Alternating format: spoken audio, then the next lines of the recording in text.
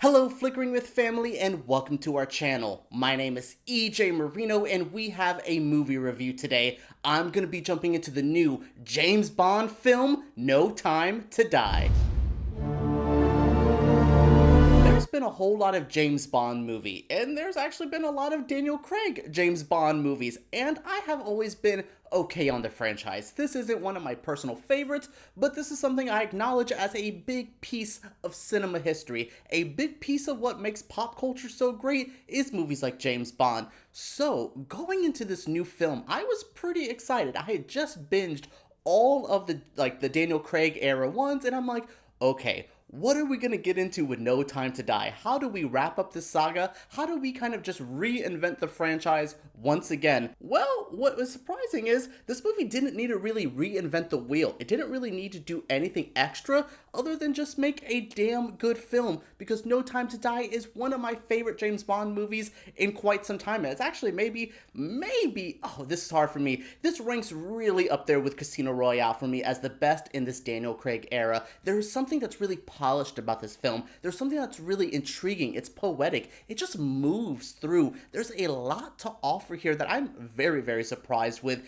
It's entertaining. It's funny. It's emotional. I got really kind of choked up at the end. It's also jam-packed with so much action. There's a lot of good character moments as well. There's a lot in this movie. It is like over 2 hours and 30 minutes. It is a lot of a movie, but it's well worth it. It's one of those things where I'm like, yeah, sure, it was a little long, but I don't know what I would cut out. That's how you know it is a powerful film with a lot to offer. James Bond is back in this film and he's trying to wrap up some of the pieces. He is retired, he thinks he's over this lifestyle, but something drags him right back in and he is into the fold. He's having a lot of issues with Spectre again, but there's somebody here trying to take out Spectre. So who is the person above the evilest people he knows? That's what's going to be really interesting. So we see him kind of get back into the fold of things, kind of be half in the door with the MI stuff, but also half out of it, where he's just like, I'm trying to do my own thing. I'm trying to make sure I can live, my people can live, and then we'll talk about saving the world, saving the whole kind of thing. That's what's really interesting about this character, especially in this film. He is in a very different mindset than we've ever seen the James Bond character, and I really thought that was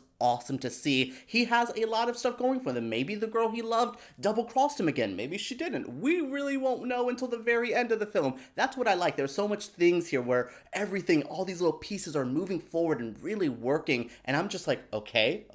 We're seeing the betrayal. We're seeing, him going to retirement, then bringing him back in with people like Jeffrey Wright coming to try to, lure him in. We have Lashana Lynch, who is our new 007, who is amazing in this film. That's what I really love. We're seeing all these characters interact with our Bond, and he is at one of his best. He is charming and intriguing with everyone when he needs to be hard and stern, like his moments with Blofeld. It's really, really interesting. His betrayal with his love of his life, it's so interesting. And then having to deal with M, who's a bit different in this film, who's a bit more aggressive, who has some sins he needs to pay for. That's what I'm really intrigued by, is just the layers in this film, just the full amount of story being told. Usually, sometimes in these James Bond movies, I feel like we're just trying to get from action set piece to action set piece, especially in this Daniel Craig era. Not here. There's time being spent to actually enjoy these moments, to fall in love with these characters, to really get involved. I really don't think anyone will ever have a problem with Lashana Lynch kind of briefly taking on the 007 role, because they set it up nicely. They let us fall in love with her a little bit before we're starting to be like, oh, she is really that girl. Her stuff with Daniel Craig. I am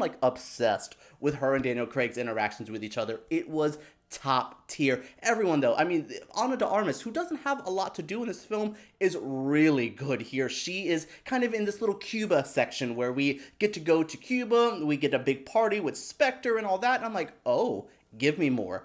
And I'm just like, yes. And then we get to our villain of the movie, and it's Rami Malek doing a pretty mediocre performance. To be honest, he kind of throws it off for me. His villain doesn't have a lot to do, a lot to offer, but he's there. He's more of a way to get to our big finale. He's there, he does do a lot, but it's not exactly what you would expect from a big James Bond villain. I kept waiting for it to make me go, oh, he's so evil, he's the craziest villain ever. No, he's pretty bottom tier. I would actually put him maybe around the Quantum of Solace villain, who I think are the worst. I think these are now two of the worst of this Bond era, but at the same time, I don't think the villain was really the main part of the story. There's a lot more story that the villain was kind of under. Like, it's a lot of the emotional drama. It's a lot of the closure of this era. That's what's really the big thing. I think Bond himself is his biggest villain, and that's what we talk about a little bit in this film. There's a lot of layers. There's a lot of stuff I don't want to spoil, so I'm trying to keep this as vague as I can,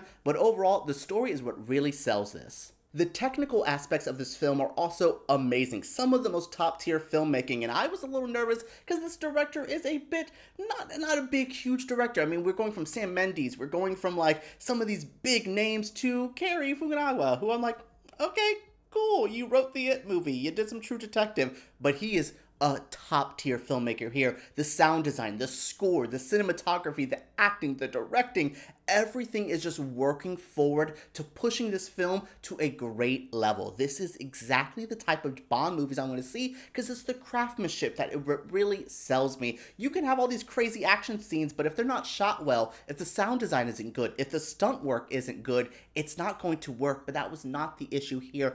Everything was great. There were so many good fight scenes. I love the Cuba stuff. There was some stuff in like a weird wooded area in Norway. That was really good. And then the finale is a bit slow. We slow it down a bit, but there's still some good action to be had there. There's some pretty brutal moments. And then the intro of this film, before we get to the cold open theme song stuff, the intro, it's heavy and there's really dramatic moments. I just actually think from top to bottom, this is, look, now saying in my review, this is my favorite of the Bond era, of the Daniel Craig era. This is just exactly what I wanted. It's funny, it's crazy, it's morose, it's dramatic, it's crazy, it's just everything you would want, and it is a great conclusion to a long series of films. James Bond may return, but Daniel Craig's time is over, and he had a wonderful ride. Even though he seemed to be a grumpy old man by the end of his movies, he still turned in a great performance, still had so much life, so much energy, and really brought this franchise to a new level. I really think Daniel Craig helped modernize this in a lot of ways, and we're going to see good Bonds going forward because of the work he put in here in this era with this film specifically. I think this is top tier Bond, especially in the Craig era. Look, I'm not the biggest fan, so you only take my stuff with a grain of salt, but at the same time, I know a good movie when I see it, and this is a good movie. Alright everyone, that is it for my review of the new movie, No Time to Die. I am just pumped. This movie really gave me good energy, good vibes. This is the type of movie I walk out of, and I'm excited to talk about it with you all. So thank you for joining me. Make sure you guys comment down below, subscribe to Flickering Myth, and give us a thumbs up if you do like this video. Alright everyone, let's talk about No Time to Die down below.